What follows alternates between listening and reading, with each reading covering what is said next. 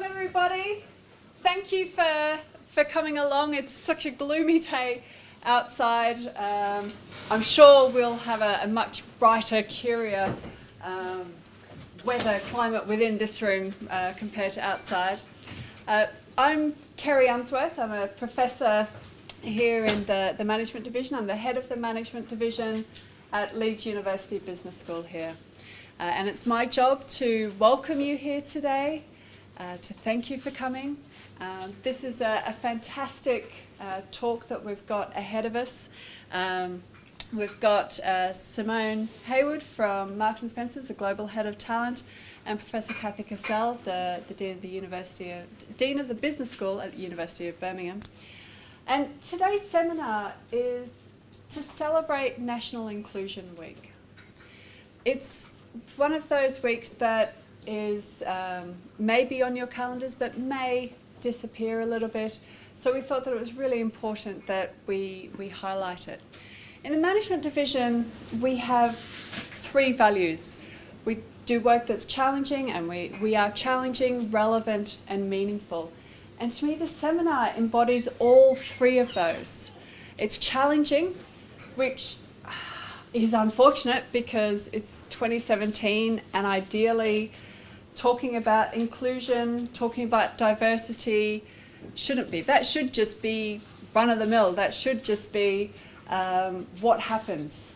The fact that it's worthy of research and worthy of talking about, to me, is a bit unfortunate. But that's the world we live in, that's where we are. And we know that it's relevant and meaningful because of the benefits that it brings. We know that it has a lot of impact. McKinsey did a report a little while ago, which some of you may have come across. They looked at 366 publicly listed organisations across Canada, the UK, Latin America, the US. They found that those that had higher gender diversity were 15% more likely to financially outperform others. Those that had higher ethnic diversity were 35% more likely to financially outperform others. And that's just the financial implications. Then we've got our social obligations on top of all of that as well. So we know how important this is. We know how useful this is going to be for us. We're going to have both speakers, and then we'll have the questions at the end. So if you can hang on to the questions that you've got, remember them. We want to hear what your questions are and have that bit of discussion. But if you can just wait till the end of both speakers, and then we'll have the full Q&A at the end. Following the speakers, we've got the reception and food outside through the back. So please talk, keep the conversation going. This event marks a really good conversation between industry and academia. And I think this is somewhere that we need to be going. We need to keep those conversations happening between industry and academia so that we can move forward and we can actually start making some progress, so that in another 10 years this won't be challenging at all. This will just be everybody's doing it and it's all good. So that's enough from me. I want to introduce our first speaker, Simone Hayward. So Simone is the Global Head of Talent at M&S. She's responsible for 84,000 people for the recruitment and learning and development. That's a lot of people. She knows them all by name, sorry. But also the succession planning and coaching of 120 most senior staff at M&S as well. So she knows a lot about HR generally. She's responsible for designing and delivering the diversity and inclusion policy within M&S and employee engagement as well. She's a fellow of the Chartered Institute for Personnel Development, and I'm sure is going to be absolutely fascinating to listen to as we go through. So I will hand over to Simone. Thank you. Thanks, Kerry. Thank you, and I'm delighted to be here today to talk to you about this amazing subject. I feel like the Bionic Woman. I've got so many mics on here, so forgive me if something goes wrong. And I am going to talk and use my notes because I don't want to miss anything that I want to share with you today about our journey around diversity and inclusion in M&S. But before I do that, I wanted to just give you a little bit of insight into me. And I'm going to do that through sharing 3 life moments. They're not huge, they're small things, but they all sit somewhere in my memory and give me a reflection on diversity and inclusion. The first one is when I went from doing my O-levels, as they were called in those days, to doing my A-levels. And I went to a different school. I went to a public school to do my A-levels. And the year prior to me joining the school, it was the first year that they took girls. So there were very few of us and there were very many boys. And I made the decision, in addition to my A-levels, to do an accounts O-level. I don't know if you can still do that these days, but that's what I did. And I went into the first class and I was faced with, I think it was probably about 10, 17-year-old boys, and there I am as the only girl. And I walked into the class and the teacher, the tutor at the front said to me, "Oh, hello, are you in the right place?" So I said, I think so, this is the accounts O-level class. "Yes," he said, "okay, take a seat at the back and just look pretty, you'll be all right." So that was my first life moment that had a real impact on me in terms of diversity and inclusion. The second one is a workplace example, and this is M&S. I've worked for M&S for over 25 years, so I have a long history with the organisation. And I moved from one store to another. This was a big store with a very traditional management team. I'm talking sort of 20 years ago. And I decided that I was going to wear a trouser suit to work. When I'm saying this, it sounds ridiculous, but this honestly happened. I bought the trouser suit from M&S.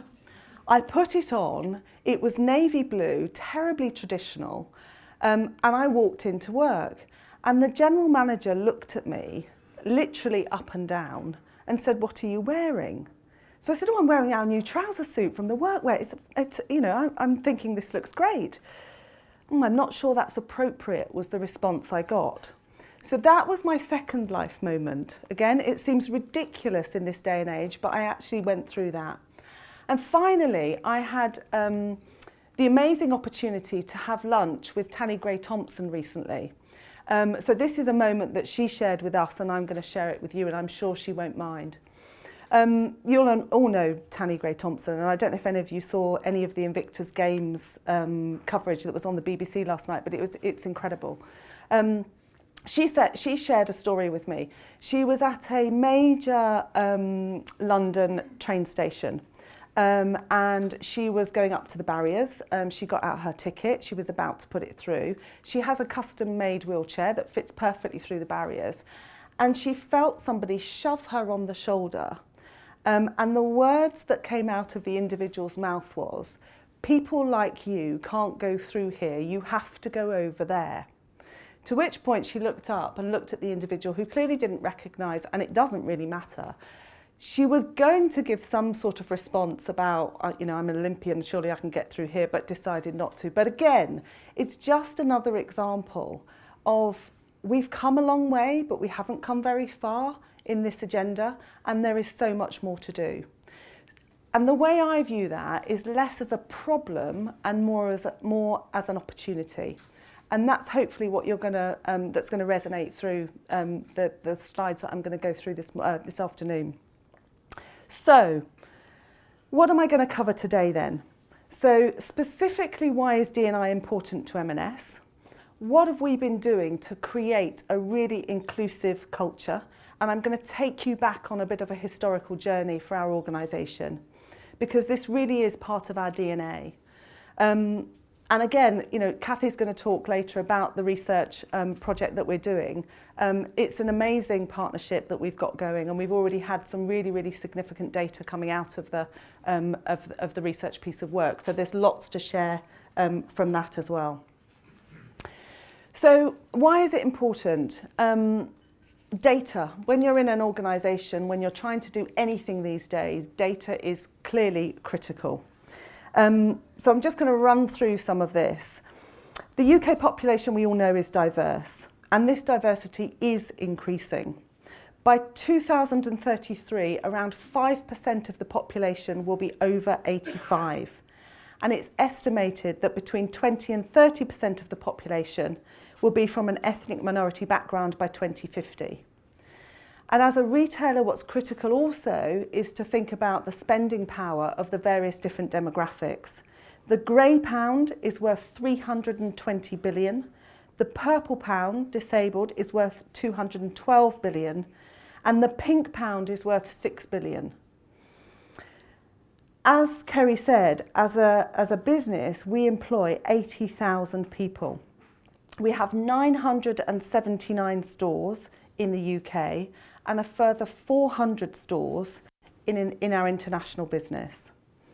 We're a large retailer. 24 million customers come through our store doors every week, and another 2 million visit us online. And clearly that's something we're looking to increase. And over 93% of the population have a full line M&S store within a 30-minute drive of their home. And the reason I give you those stats is to just demonstrate the scale that we can actually reach as a business, and therefore the customer opportunity we have is huge. And then when you look at our own workforce, and we've worked really hard to try and get this data accurate, it does in most cases reflect the UK population. What's going to be critical to us is that we can continue to reflect those population demographics as they change. And in order to do that, we need to really focus on the sort of inclusive nature of our business as we move forward.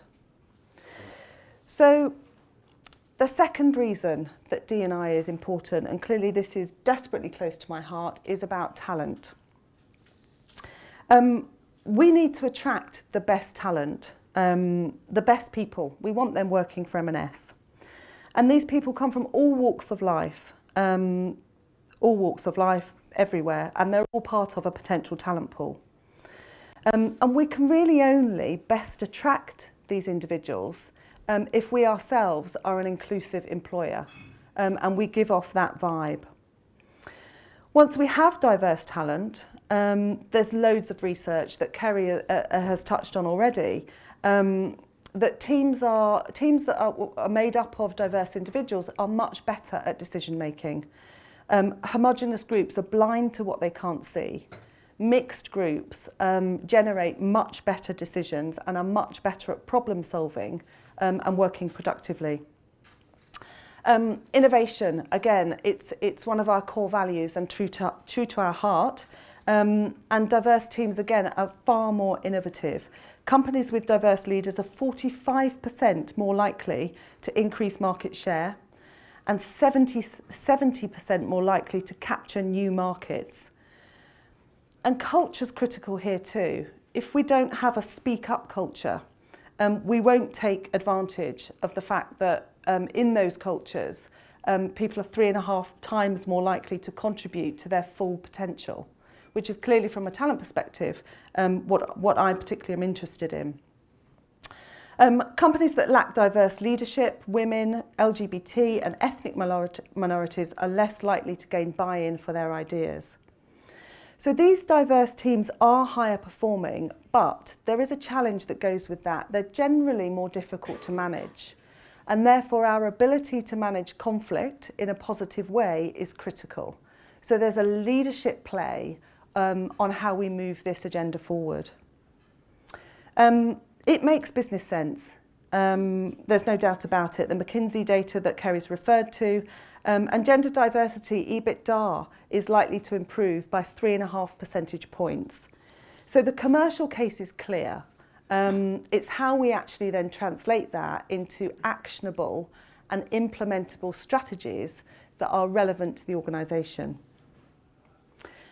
And then the third thing I wanted to talk to, which really sort of leads me into my sort of historical journey about M&S and why this is ingrained in our DNA, is it's simply the right thing to do for us. Doing the right thing is incredibly important for M&S, and it's important across all our operations. And I don't know if you're aware of the Plan A commitments that we have as an organisation that we've recently updated. So Plan A 2025 sets out an ambitious set of commitments which include specifically this agenda, but a range of other items as well. I mentioned innovation. Integrity is also one of our brand values, and we're really proud of our heritage of doing the right thing. Issues around equality and diversity are in the headlines all the time. You can't miss them. It's a big social issue, both in the UK and across the globe. So doing the right thing by our people, our customers, and generally the way we do business is an imperative for us as an organisation. So shall we go on a bit of a history tour? You probably know much of this if you've been to the archive. I'm guessing everybody's been to the archive, have they? Yeah, no. If you haven't been, I really would recommend it. I'm going to do a plug here because it's the most amazing collection of stuff, if you like, from M&S's history. In fact, I've just seen a uniform that I wore when I was 18 years old as a temporary sales assistant filling up foods that's in there. So it's a bit of a blast from the past for me. So what do we actually do in M&S to make it an inclusive place to work? To help understand that, as I said, a few bits from our history, and they really are ingrained in the way that we operate. Now look, we're not perfect, and I'm not trying to sell the fact that we are perfect as an organisation, hence why we're doing the piece of work with Leeds to help improve. But we are passionately committed to this. And I can demonstrate, hopefully, in this slide, some of the history that talks to that. So our founder, Michael Marks, was from Belarus, and he escaped anti-Jewish repression in 1882. And he worked together with Thomas Spencer, who was a Yorkshireman, to set up what is now known as M&S, Marks and Spencer. So right from those really early days, it was really important to create a culture that welcomed and respected everybody. The picture in the middle there, the one with the girl, makes me laugh. But in 1940, before the war, there were 465 trainee male managers, and that dropped to 17 when the war started, which meant that opportunities for women became obviously available, and I'm not sure we'd get away with an advert like that in this day and age, but it just demonstrates how we even then we were aiming to be inclusive. A number of other things I think that helped to demonstrate the point. We provided free cervical screening in 1965 and breast screening in 1976, before the NHS could offer this. And we launched our first family care policy in 1995. In 1998, we won the Gold Star Employer for Supporting Transsexuals, as it was named then, and that was Personnel Today. And in 2002, we worked with the Gender Trust to launch guidelines for management and employers on transitioning. And in 2004, we launched Marks and Start, which is an award-winning employability programme supporting people with disabilities, health conditions, homeless, single parents, and young people get into work. It's a phenomenal programme, and if you don't know anything about it, Sophie, who works for me, is in the audience today and leads on that piece of work. So if you get the opportunity in the networking session to chat to her, I'd really recommend it. And then in 2007, we updated our Plan A commitment. We launched our Plan A commitments and then have recently updated them to be our Plan A for 2025. And we've got some really bold commitments, not just around our own employee base, but taking a more global perspective, both from a supply chain point of view and how we can impact positively on local communities. So I think that helps to demonstrate that we've been an organisation that's wanted to demonstrate inclusivity from the very, very beginning. So this isn't a fad for us. This is ingrained in how we do business. And I think, you know, the majority of people that work for M&S are really proud of that heritage. So where are we now? Let's bring us up to date if I can. We have 5 amazing employee-led diversity networks, and each of them are really helping to make sure that we're an inclusive place to work.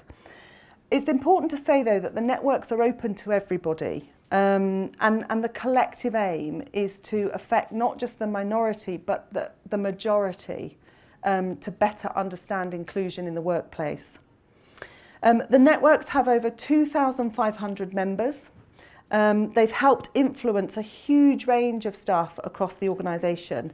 And just a couple of examples: travel support for LGBT employees when they're travelling to countries where same-sex relationships are not legal.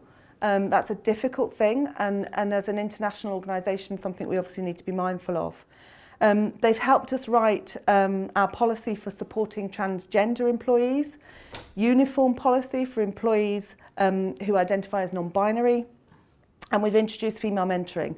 We've had disability guides for line managers and loads more. So they're very actively involved in how we actually create the policies and strategies that we need to deploy in this area. And we recognise some specific moments throughout the calendar year. So International Women's Day, Pride. I don't know if anybody was down in London or saw any of the stuff in Manchester around Pride. We do some amazing stuff. Black History Month, International Disability Day. And again, all of these things are designed to make inclusion everybody's business, not just the minorities. And at the moment, actually, we're in the middle of the National Inclusion Week. So we're running a campaign, Dare to Be Yourself. And there's a series of events happening over that 10-day period that everybody can get involved in. So, you know, starting the conversation, raising the awareness, having open discussion and dialogue is fundamental to how we're moving our agenda on. What else have we been doing? So more specifically, if you like, around some of the development programmes that we run. We really do need to improve the diversity of our top teams. As I said, we're not perfect. This is a work in progress without a shadow of a doubt. So we do invest an awful lot in development programmes for underrepresented groups. We have been recognised for the last 7 years in the Times Top 50 Employers for Women. And we have an active gender strategy and are proud of the progress we've made. We actually started on that journey as a women's strategy, and we've shifted to gender because the issue around women, I think, is as relevant to men. So the person that leads our gender diversity group is actually male, and it brings a really interesting perspective on that whole agenda. We're members of the 30% Club, which I'm sure you will know what that means, and we do have 30% women represented on our PLC board. And there's a brilliant cross-mentoring programme that the 30% Club run. We've taken an active part in that since it started. In addition to that, we run our own women's coaching programme, which is an internal programme, and it's quite intense. But the feedback that we get at the end of it is amazing. It talks to the whole range of issues that women find themselves in when they're looking to seek promotion, balance career with home life, maternity, all of those items and elements. So we've had some fantastic feedback from that. And all of these programmes, whether they're gender-based or otherwise, what we're really trying to do is drive the pipeline of talent. This needs to be sustainable, and it needs to be a long-term opportunity to improve opportunities for women in the workplace.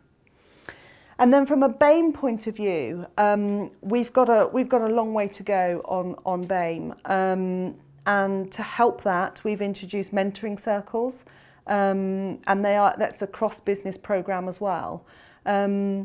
which is a really effective way of building an equal partnership, sponsored by a senior individual, but generating discussion and dialogue between mixed groups. And again, that's working really well.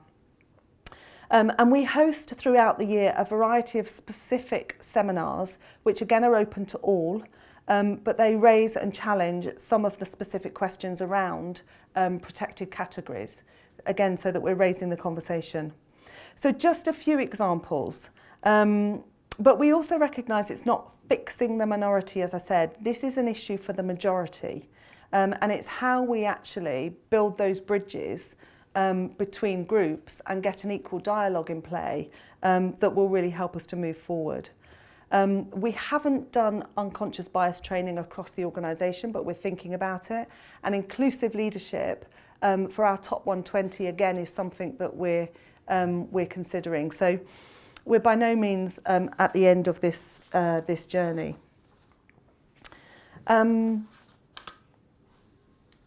So data, I did mention that. It's a bit of a curse, I think, for a lot of big organisations, the robustness of data, access to data, and then how you actually use that data across a range of talent mechanisms is definitely a challenge for us at M&S. We have, though, got better monitoring in place.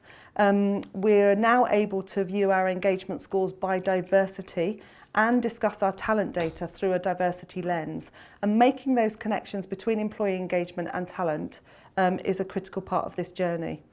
We report that data on a monthly basis to the board, so there's board visibility of what is going on. And again, leadership from the very top of the organisation is a critical factor in moving any agenda in business.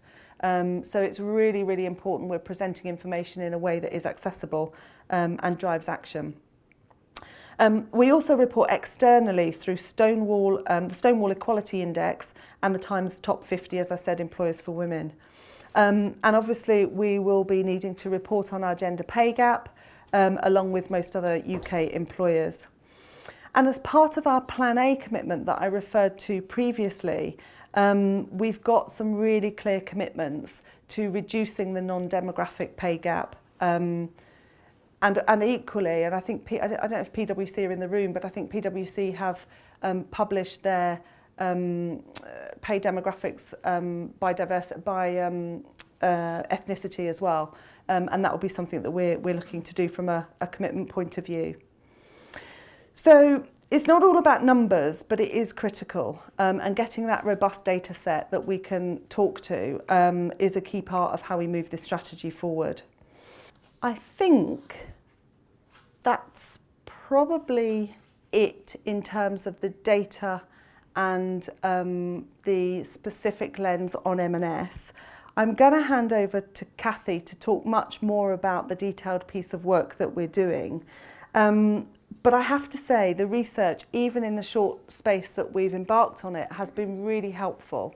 And in my role as Global Head of Talent, to be able to take a data set that's been generated by 15 key stakeholders and play it back to them so that we can have a deeper, meaningful conversation about D&I has been critical part of the development of our strategy. I think the other reason that the research is really powerful, we're not generally academics in retail, and when you present data in an academic way, it gives it real credibility. And I can already see that that's going to be hugely beneficial to this cause. And having said that, it's equally important for the research to have practical application in a business sense. And again, I can see that is going to be what comes out of it. So really, this is about creating that inclusive culture across M&S, and my role again to ensure that that is interweaved through all the recruitment, talent, learning and development, selection processes that I'm responsible for. So I'm definitely excited to be working with the university. I can't wait to see the next phase of research, and on that I'm going to hand over to Kathy to talk in a little bit more detail about that. So thank you very much. Thanks, Simone. Okay. While Kathy gets the slides up and works the technology, I want to first of all say again thank you very much to Simone for that. It's a really nice insight into what's happening at M&S and the challenges, but also how you're dealing with those. To introduce Kathy, Kathy is the, Professor Kathy Casale, as the Dean of the Business School at the University of Birmingham. Unfortunately, she was here with us, so it's sad that she's at the University of Birmingham. I like it. So, Don't say I've had a sad career move. Very, very happy for everybody at Birmingham. And there's a long list of things here. Also, Dean of the Fellows College for the British Academy of Management, so this is a national organisation. A trustee of the Society for the Advancement of Management Studies, which is an international organisation. And she's an academic fellow of the Chartered Institute for Personnel Development. I looked at Google Scholar. On Google Scholar, Kathy has over 120 books, journal articles, book chapters, and over 7,000 citations, which means for people who aren't in the citation business, not only is she creating a huge amount of knowledge, but people are using that and talking about it and referencing it. Over 7,000 people have used the work that Kathy has done.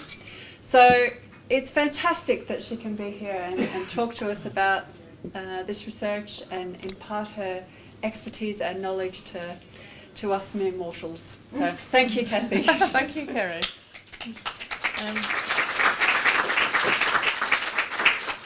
I don't know what to do about that introduction. I'm just thinking, she sounds really good. It's a shame you got me instead. Sorry. Okay, so so what we're going to talk about in the next 20 minutes or whatever is to say a bit about the research project. It's great that Simone's introduced it in already, and also Simone's been a real advocate for the project. She's on our board, our advisory board, as have many other stakeholders, Tamsin, many other people at M&S. I'm going to tell you a little bit about that. I'm going to say a little bit about the research literature, because you cannot have a professor who doesn't mention any research literature, or else it's like it just has to be part of the job description. I'll just say a little bit. And then I'm going to talk about, I'm not talking about specific findings in relation to Marks & Spencer and diversity. We've presented them to the senior people, including Simone. We've presented them to the diversity networks this week. But what I'm going to talk about more is about what we've learned from doing this, and use some of the words that people have said at Marks & Spencer, so you can see the kind of direction we're going in as a research team. Okay. So, the background to this is, of course, there's a long-term strategic partnership between Marks & Spencer and the University of Leeds, which Tamsin works on here in the front row, if you don't know her, and lots of other people.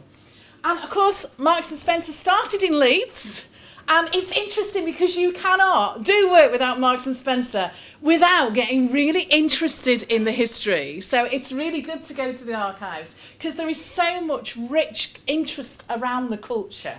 You've said something about it already, and that comes out in our research. We've also got expertise at the University of Leeds, though there's only Catherine left at the University of Leeds. Jackie now works at Durham, got a wonderful new job at Durham, and I'm 3 weeks into, as Dean at Birmingham. But it's that kind of expertise coming together, the partnership coming together, the support from the university, and also Marks & Spencer's commitment to diversity inclusion, as Simone's mentioned. So all of these things came together and helped us land quite a large ESRC grant that we started in January, so we're about 8 months through. So to say a little bit about the research literature, and I know there's some academics in the room who are going to say, Kathy, how have you talked about the whole literature in 2 sentences? But that's what I'm going to do. I apologise.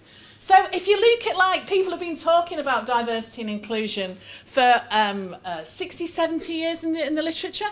It very much started off as being about managing equal opportunities, seeing groups as different in a sense. It moved on to people talking about how we manage diversity and focused on things like the business case for diversity, and Simone's given us a very clear rationale for that business case. And it now talks far more about notions of inclusion and how we can ensure all groups feel included in the workplace. Something else that's become very dominant is the importance of the business case for diversity. As we've said, Simone's talked about this and how M&S work in relation to that. But I think it's also important that we don't forget that there is, I think, a really strong moral case for diversity. And it's great to hear you talk about that, Simone, that companies recognise that this is important as well. Something else that's very much important in this literature is cultural change. So we are talking about cultural change. And when we talk about culture, we often use the metaphor of the iceberg. So we can see rites, rituals, practices above the surface, but there's lots that goes on underneath the surface of the culture. Things like values, things like basic assumptions. And that might have quite an impact on how we manage diversity. Quite an impact on people's views about diverse groups, for example. I have a situation where I work now, for example, now I've only got 337 people, so I don't know. That's nothing compared to our previous speaker. But anyway, for example, looking for a new head of department, and somebody says to me, well, I don't think that person will be interested because she's got young children at home. So I said, okay, let's stand back and think about that. If we have this assumption underlying our thinking that people with young children at home are not interested in head department jobs, that kind of thing will influence their career progress. So I think we have to challenge basic assumptions, values, as well as the things we see on the surface. The other thing, the theoretical term we use in our literature, intersectionality. What intersectionality is about is we used to kind of think people might be discriminated against because maybe they're women or they're from black and minority ethnic backgrounds or whatever. Intersectionality is saying let's look at all those different types of identities we have and look at some of the potential intersections between them. And they might be different in different contexts. So to give you an example, 15 years ago, I would have said the fact that I was female and the fact that I had young children or 3 children had an impact on my career at that time.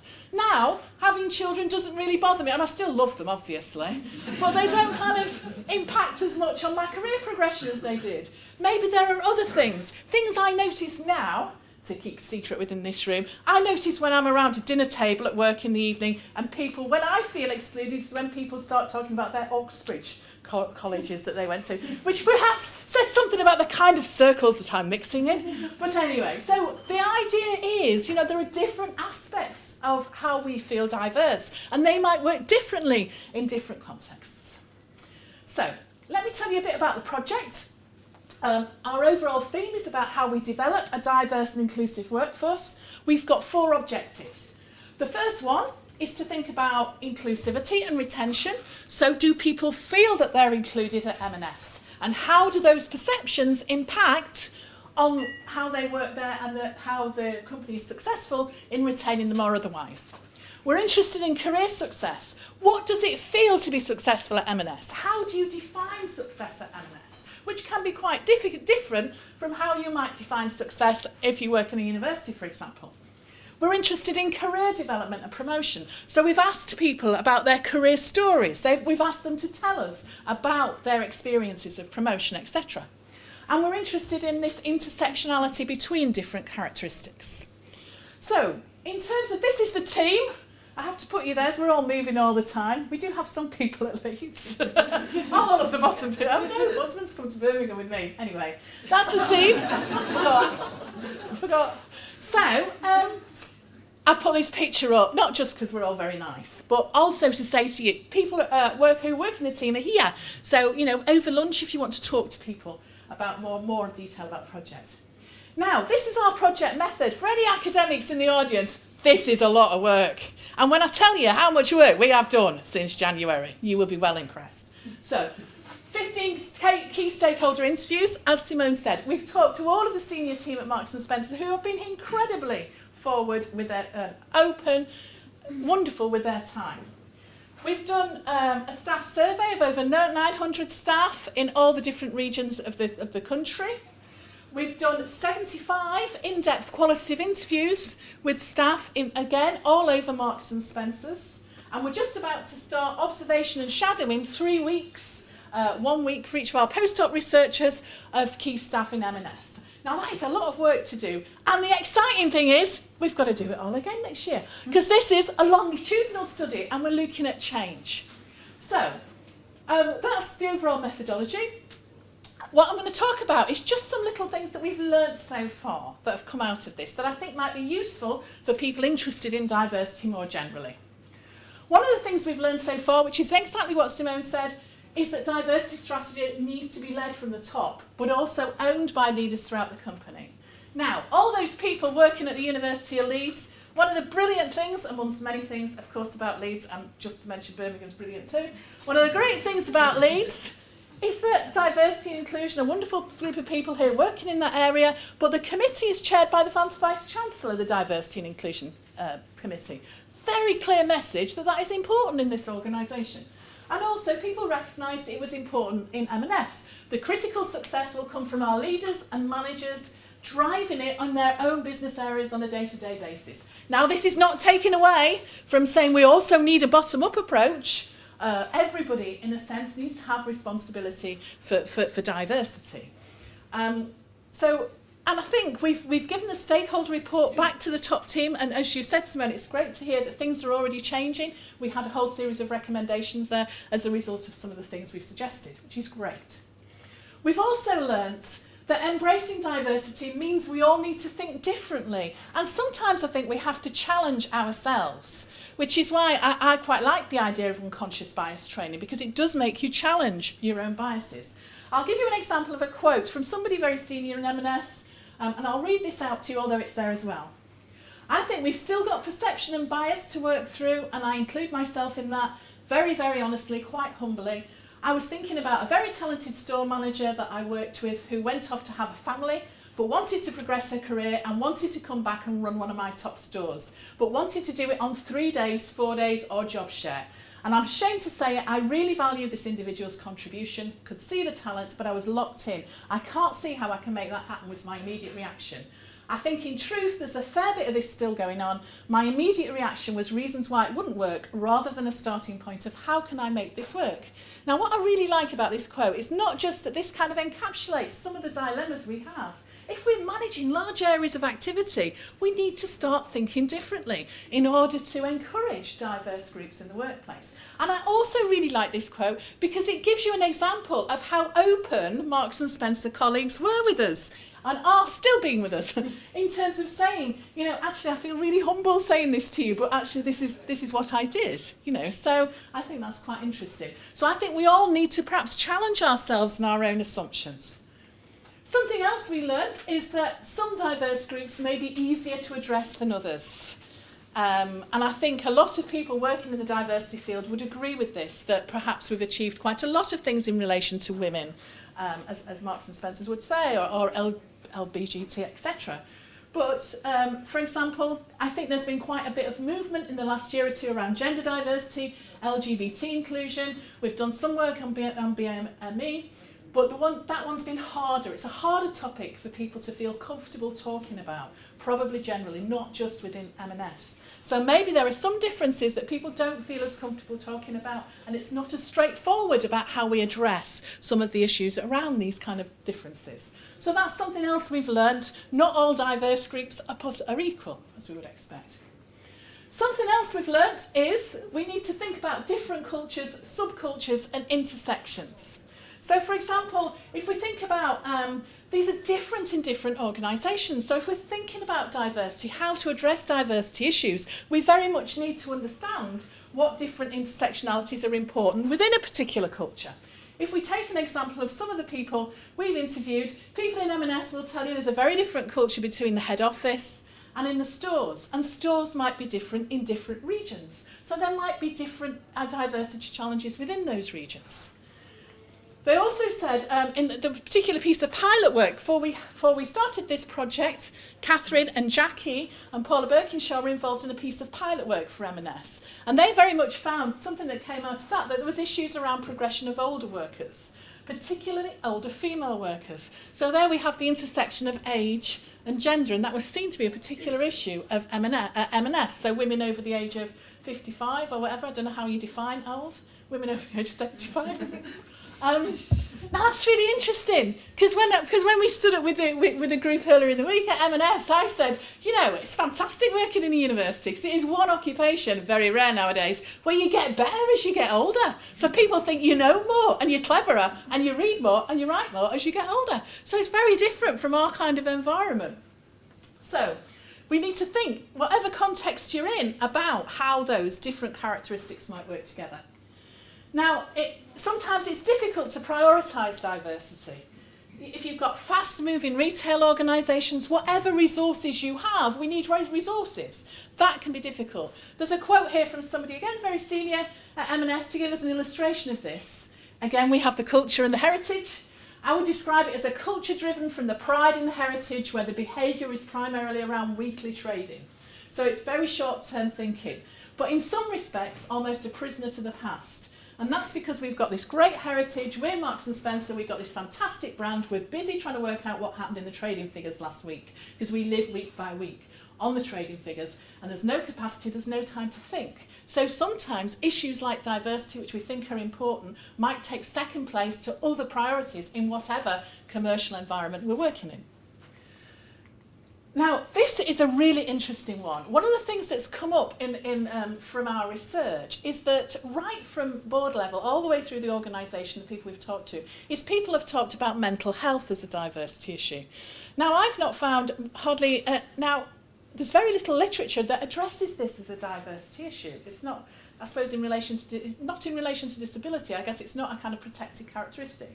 But there was not lots of people talked about these kind of issues. And I think what was interesting was how we as managers, or people as managers, can learn to think about different types of diversity and how they might impact different people's work experiences and how we manage those. So, for example, one of the people we interviewed said, I've seen plenty of evidence of an organisation that wants to be the place where any talented person can do their best. So on the mental health stuff, we are certainly thinking about all of those issues because it's one of the biggest reasons for absence at work is mental health. And it's probably one of the last taboos in employment, what you actually say about your own mental health. So I think we're pretty progressive. Now I know here in Leeds, when I was on University Council, we had discussions about mental health, particularly in relation to students. It's clearly getting to be quite a big issue around various different forms of different employers. But it's interesting in thinking about this as a diversity issue. And in some places, it's clear that managers have the challenges around diversity might be changing all the time in terms of how we might define diverse characteristics. And the last thing I wanted to say is something very positive that I think has come out of the research so far, which is that change offers new opportunities. So this is just some of the things that people have said to us. For example, over the last however long, Simone will know precisely, as will other people in M&S, Simply Food. You will see the emergence of more and more Simply Food stores. But what people have said to us is, which is very interesting, we hadn't thought about this, which is why you do research and ask people, I suppose, is these are different ways of organising. They're potentially more diverse, these stores. There are new kinds of cultures that can be developed that gives you the opportunity for change. So that's in case you've not seen one before. So, so this idea that when you have the change, any kind of change in your organisation, there might also be a diversity opportunity within it. And I think that's quite interesting. We hadn't thought about that until we sat there and looked at the interview data, and it came up as something really interesting. And the other thing that's interesting in terms of change offering new opportunities is people have talked to us about the influence of the CEO on the culture. And the change in the culture now, I don't know how long Steve's been there. It's about 18 months now. Yeah. About 18 months. This is in case you don't know him. But this, we've never heard, we'll say this, I know there are M&S people here, the research team, we've never heard anywhere, never been anywhere, where people have talked so positively about a CEO. Everybody tells you the stories. When you're interested in culture, you listen to people's stories. Everybody tells you the story of Steve starting in Croydon on a Saturday morning when he was he 16 or 18? Apart from being, everybody tells you this story about Steve starting in Croydon when he was 18 as a Saturday boy. Even Steve tells you that story because I interviewed him with somebody else. So, and it's quite interesting. But then, so there's that, you've got that tradition, you've got that culture, but he's also seen as someone who's moving the company in a direction which is very much on a customer focus, making every vote special, these kind of things. And people say, actually, what that does is, in terms of diversity, that's empowered us a bit because we all own that customer relationship. So it's not located somewhere else in the organisation. So something quite interesting we were thinking as a research team in relation to this is thinking about diversity. When you have a change opportunity, how can we embrace diversity within that change opportunity? And on that very positive note, I'm going to stop. Thank you very much.